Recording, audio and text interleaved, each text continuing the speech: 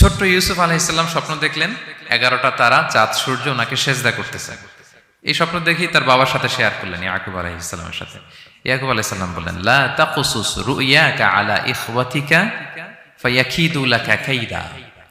ইউসুফ, তুমি আমাকে বলেছো ভালো, কিন্তু তোমার ভাইদের বলতে যেও না আবার, তাহলে তারা তোমার প্রতি কি করবে? জেলাসি করবে, ষড়যন্ত্র করবে। আর নি'মাতু মাহসুদা, এটা পৃথিবীর চিরাচরিত নিয়ম। আপনি যদি কোনো ব্লেসিংস পান আল্লাহর পক্ষ থেকে, অন্যদের চেয়ে আপনি একটু ডিফারেন্ট হন, আপনার অনেক কিছু থাকে, এটা সবার ভালো লাগবে না। আপনার ভালো জিনিস সবার ভালো লাগবে না। আপনার এই ভালো জিনিসের কারণে অনেকে আপনাকে ঘৃণা করবে। সো স্পেশালি যদি কোনো ভালো স্বপ্ন দেখেন, এট দ্য সেম টাইম খারাপ স্বপ্ন যদি দেখেন, এটা আপনি শেয়ার করবেন না কারোর সাথে। কারণ স্বপ্ন এটা কেবলমাত্র মন মস্তিষ্ক প্রসূত কোনো বিষয় না। মুমিন জীবনে এটা অনেক অর্থবহ। মাঝে মাঝে স্বপ্নের মাধ্যমে আল্লাহ মানুষকে